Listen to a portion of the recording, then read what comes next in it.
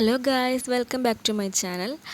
അപ്പോൾ എൻ്റെ കയ്യിലൊരു കൊറിയർ വന്നിട്ടുണ്ട്. അപ്പോൾ ഇതെന്താണെന്നല്ലേ നിങ്ങൾ ആലോചിക്കുന്നത്? അപ്പോൾ ഇതെന്താണെന്ന് നമുക്ക് തുറന്ന് നോക്കിയാലോ? വാ. അപ്പോൾ ഇത് ഞാനൊരു ബോട്ടിൽ ഓർഡർ ചെയ്തിട്ടുണ്ടായിരുന്നേ. അപ്പോൾ എനിക്കൊരു ബോട്ടിൽ ഉണ്ടായിരുന്നു, പക്ഷേ അത് കാണുന്നില്ല ഗൈസ്.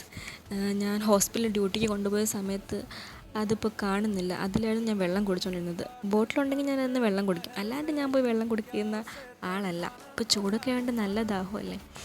അങ്ങനെ ഹോസ്പിറ്റലിൽ നിന്ന് അത് കാണാണ്ടായി. അങ്ങനെ ഞാനൊരു ബോട്ടിൽ ഓർഡർ ചെയ്തു ഫ്ലിപ്കാർട്ട് വഴി. അപ്പോൾ അത് വന്നു. അപ്പോൾ അതിൻ്റെ അൺബോക്സിങ് വീഡിയോ ആണ് നിങ്ങളിപ്പോൾ കണ്ടുകൊണ്ടിരിക്കുന്നത്. അപ്പോൾ ഞാൻ ഓർഡർ ചെയ്ത കളറിലുള്ള ബോട്ടിലല്ല എനിക്ക് വന്നത്, പക്ഷേ എനിക്കത് ഭയങ്കര ഇഷ്ടമായി. ഭയങ്കര ക്യൂട്ടായിട്ട് എനിക്ക് എൻ്റെ കളറ് ഇഷ്ടമായി. അപ്പോൾ ഞാൻ അതിൻ്റെ ഓരോ പാർട്ടൊക്കെ ആയിട്ട് നോക്കുവാണ്.